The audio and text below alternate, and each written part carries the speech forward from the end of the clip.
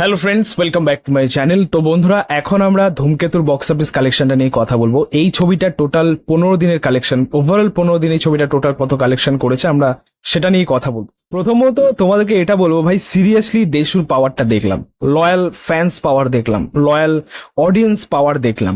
মানে এটা হয়তো আমাদের ধারণা ছিল, হয়তো ভুল ধারণা ছিল অনেকদিন আগে, যে আমাদের বাংলা ছবির দর্শক হয়তো হারিয়ে গেছে, বাংলা ছবির থেকে মুখ ফিরিয়ে নিয়েছে। বাট সেটা কিন্তু আমরা ভুল ছিলাম, সেটা ভুল প্রমাণিত হলো। বাংলা ছবির অডিয়েন্স, দর্শক, ফ্যান্স তারা যে এখনো আছে এবং সজাগ আছে, সেটা প্রমাণ কিন্তু আমরা পেলাম।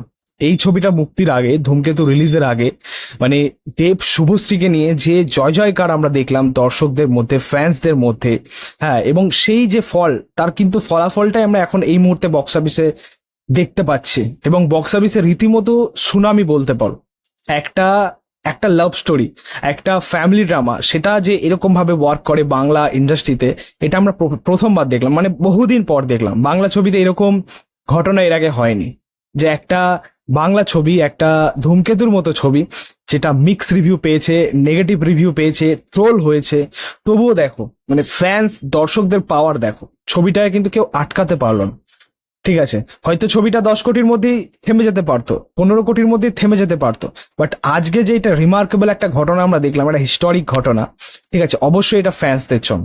ছবিটা কিছু হোক না হোক পরের কথা, বাট এই মুহূর্তে দাঁড়িয়ে বক্স অফিসে যে মানে ঘটনা ঘটিয়ে ফেলেছে আর কি এই ছবিটা, যে একটা হিস্টোরিক মুমেন্ট এই মুহূর্তে দাঁড়িয়ে, অ্যাকচুয়ালি বাংলা ছবির দর্শক হিসেবে খুবই ভালো লাগছে।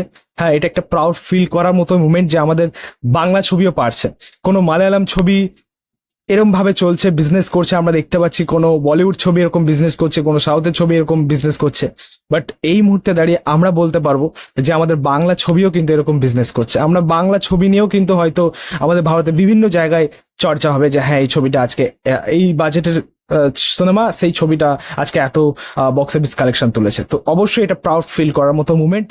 তোমাদেরকে বলি যে ধূমকেতু ছবিটা টোটাল 15 দিনে যে কালেকশনটা করেছে, প্রায় 21 কোটি প্লাস, যেটা একটা রিমার্কেবল কালেকশন। মানে বাংলা ছবির জন্য এরকম কিছু ঘটা মানে একটা বিশাল ব্যাপার, হিস্টোরিক ব্যাপার বলতে পারো।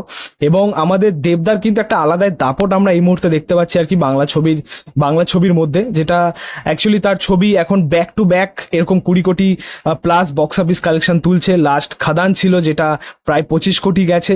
হ্যাঁ, এবার হয়তো ধূমকেতু ছবিটা তাদের যেরকম স্বপ্ন ছিল, মানে তাদের 30 কোটি একটা মানে মার্ক ছিল আর কি মেকার্সদের তরফ থেকে, যেটা খুব শীঘ্রই তারা সেইটাকে টাচ করতে চলেছেন আর কি, 30 কোটি কালেকশন তুলতে চলেছে। এবং হয়তো আগামী দিনে হয়তো দেশীয় এবার হয়তো কামব্যাক করবে। আমি কিন্তু তোমাদেরকে প্রথমে এই কথাটা বলেছিলাম যে একটা বাংলা ছবির ক্ষেত্রে 30 কোটি তোলা খুব টাফ। ঠিক আছে, মানে সত্যি এটা টাফ। মানে যে জায়গায় বাংলা ছবি চলছে না বা সেরকম চলে না, ঠিক আছে, এখানে বাইরের ছবি এসেই আলাদাই দাপট দেখিয়ে চলে যায়, ভালো কালেকশন করে তুলে নিয়ে চলে যায়, বাট সেখানে বাংলা ছবি সেরকম দাপট আমরা দেখি না। মানে ইতিমধ্যে, মানে রিসেন্ট টাইমে হয়তো আমরা খুব দেখছি, যেরকম খাদান করলো বা ধূমকেতু করলো, এটা অবশ্যই ভালো লাগছে, বাট এটাই হচ্ছে ব্যাপার। সেই পরিপ্রেক্ষিতে কিন্তু আমি বলেছিলাম যে 30 কোটি তোলা খুব টাফ, বাট এই মুহূর্তে যেটা করলো ধূমকেতু, এটা সত্যিই ভাই রিমার্কেবল, হিস্টোরিক। এবং আগামী দিনে আমরা চাইবো যে বাংলা ছবি আরো বেটার হোক, আরো বেটার কালেকশন তুলুক, এবং বাজেটটাও যাতে বাড়ে। বাংলা ছবির বাজেট যেহেতু সীমিত থাকে, এই মুহূর্তে দাঁড়িয়েও কিন্তু সীমিত, কিন্তু এটাই বলবো যে যদি এরকম ভাবে সারা ফেলে বাংলা ছবি, এরকম ভাবে যদি একটা একটা দর্শক মহলে একটা মানে কি বলবো উন্মাদনা সৃষ্টি করে এরকম ভাবে, তাহলে অবশ্যই ছবির বাজেটও কিন্তু এই মুহূর্তে বাড়ানো উচিত। যদি দেশও আবারও কামব্যাক করে, সেটা বিগ বাজেট হওয়া উচিত। ধূমকেতুর এরকম পারফরমেন্স দেখে সত্যি খুব ভালো লাগছে, বা এরকম বক্স অফিসের দাপট দেখে খুবই ভালো লাগছে। এছাড়া আরো একটা কথা বলবো, দেখো এখানে আমরা হয়তো বারবার দেশের কথা বলছি, দেব শুভশ্রীকে নিয়ে কথা বলছি, অনেকের হয়তো খারাপ লাগছে, এবং খারাপ লাগারই কথা, কারণ এই ছবিটা শুধুমাত্র দেশের ছবি বললে হয়তো খুব খুব ভুল হবে। এটা রুদ্রনীলের ছবি, এটা দেবের ছবি, ভাই তাদের পারফরমেন্সটাও ছিল দেখার মতো সিরিয়াসলি, এবং আমাদের কৌশিক গাঙ্গুলি ডিরেকশন, তো তাদের কথা কিন্তু ভুলে গেলে একদম চলবে না। তো যাই হোক, ওভারঅল ধূমকেতু এরকম পারফরমেন্স দেখে খুবই ভালো লাগছে। তোমাদের মতামত, রিয়াকশন অবশ্যই কমেন্টে জানি।